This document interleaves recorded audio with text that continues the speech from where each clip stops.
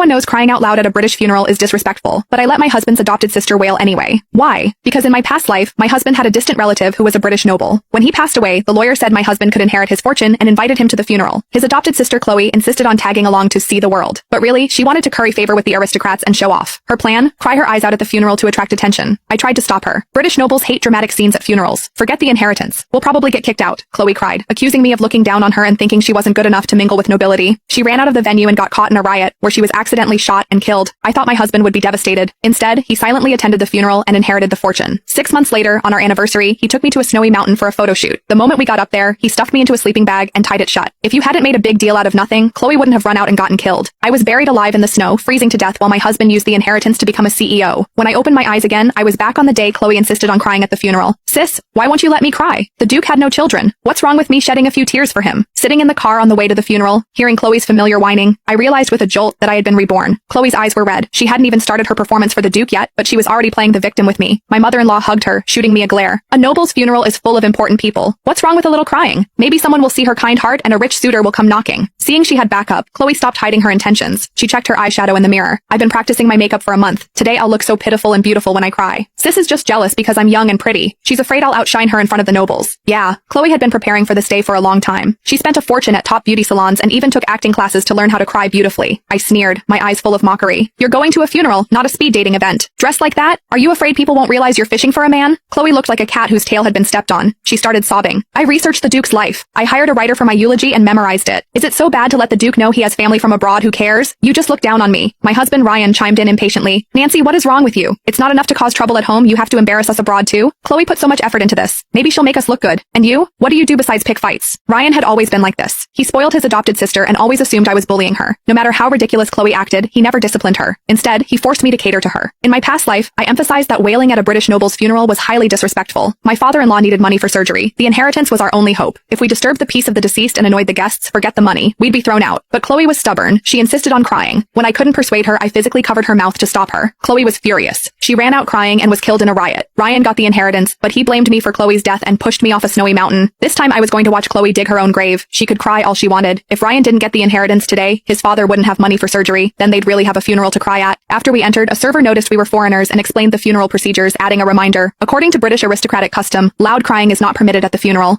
As soon as the server left, Chloe raised an eyebrow. She's just jealous because I'm prettier than her. She's afraid her master will like me. My mother-in-law nodded eagerly. Those women serving nobles. They're all scheming. I couldn't help but laugh. Chloe was way too confident. Did she really think she was beautiful enough to make every woman in the world jealous? Seeing me laugh, she seemed to realize something. You were chatting so happily with that server. Click the link in my bio to get the full story for free.